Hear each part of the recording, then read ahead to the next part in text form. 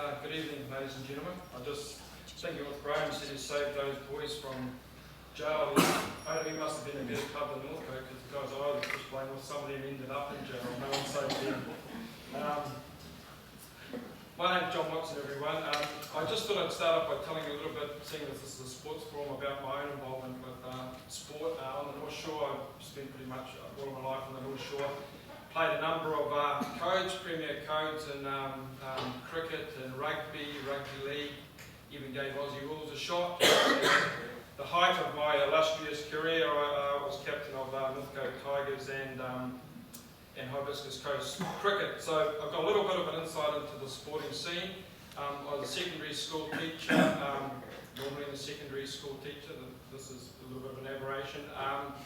And I coached a number of youth teams again in all those codes that I played, plus a couple of other ones, basketball and touch. And I must say my basketball prowess wasn't quite as good as it could have been. It was more based on my knowledge of rugby league, but still the kids seemed to appreciate it. So as a teacher and as a PE teacher lately, I certainly know the importance of sport. In fact, it's quite staggering when you go into schools. The last school I was at, a number of students who just couldn't run around a field, couldn't run around a sports field. And I mean, they went trying it on, they literally couldn't last it. It kind of shocked me. As did the lack of awareness of sports. At the time of the last Rugby World Cup in New Zealand, there was large numbers of boys that had no idea about the rules of the game. So they'd be watching on TV, but they didn't know about a forward pass or a knock-on or really basic things. So it's really important for our youth now more than ever, with the kind of inside computer type lifestyle, that they get out, they play sport, and that's readily available. Because the positive, the converse thing was that if you expose people to a lot of sports, you will find a sport that someone likes. So I found, ironically enough, this sport that cut across all gender and ethnic lines was hockey. Everyone loved hockey. And then we had another game which was kind of like Gaelic football with a few modifications for New Zealand. And again, boys and girls really participated well. So if the sports are available and people are encouraged, they will play them, but it's really important. So question one, what significant relationships have you developed to influence and advocate on behalf of sport and recreation? I think the most significant one with my fellow Albany Ward Councillor Wayne Walker was to do with the stadium strategy.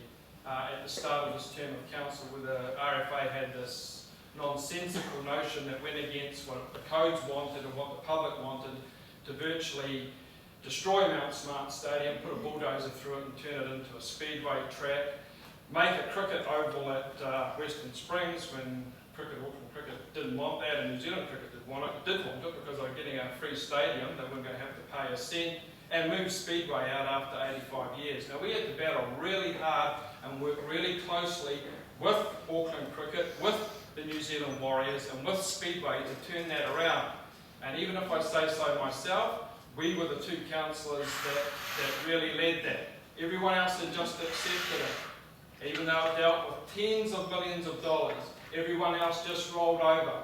Some of the people in this room said, well, you know, they know what they're doing, leave it to the experts. They weren't experts, they didn't know what they were doing, and we were proved right.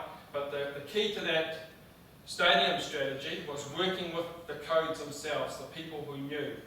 And there was a collaboration there that actually resulted in a reasonable outcome. Certainly one for the codes, but there's still a battle to be had there, and it's still not addressed. But what it did show, particularly if we're talking about local sporting organisations, is how big sums of money can be wasted when the clubs are crying out for help.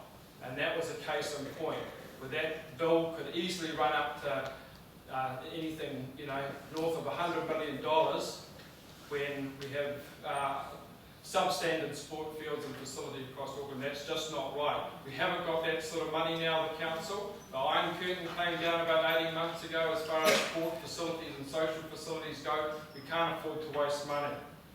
And I would just say the other side of the coin is to what's happening now is this asset sales. There's $650 million worth of asset sales that the council's on. So the first thing we have to ensure is that sports fields aren't lost. And that might sound a little alarmist, but we had a situation down in Unsworth Heights, Caribbean sports fields, which were actually owned by the Ministry of Education, and there was a possibility that they could be sold and used for housing. Fortunately, the $14 million to safeguard that fields came up with. So the first thing is not to lose anything we've got, and I certainly appreciate the role that Auckland Cricket Association has played as a real strong advocate for showing up that we need every single sports field we've got. We need a lot more, we all know that, but for goodness sake, don't compromise the future by getting rid of green and open spaces that we've already got. And some of these sports are going through the roof and will continue to do so because of the dynamics of population and immigration that we've got. Sports like cricket, for instance, where you see some of these clubs now, 90% of the team are from the subcontinent, and that's going to continue. So that's really important. As far as question number 2 goes, from the original survey questions, please select 2 or 3 key areas where you feel you can influence and advocate. Okay, the first thing I'd say there is a big one. And the big one is that there has to be a rebalancing of the council's prioritisation. So this term has been all about housing and growth and unitary plans and intensification. That pendulum's gone way over there. The pendulum has to come back to the middle and to put sports, recreation, open space firmly on the agenda, because I believe that it's not in the position that it should be at the moment. I'll get a bit of cut to the chase on some of these things then. So one key area I'm keen to influence is a relatively new innovation, and that's to do with community and school partnership project. So in some ways it's been looked at as a panacea, where schools will provide maybe indoor courts or fields where there's a shortage. Now, if that is the case, there is a possibility, and there's some pilot programs with outdoor turfs and indoor facilities, which might provide a very quick short-term solution. I'm not so sure. It certainly is worth investigating, but I'd certainly like to be involved in that, because my experience in schools is that schools are pretty well used to the max too, a lot of them. So if it does work, great. If not, then we have to pull the pin earlier and get back to the main business of putting in the correct investment.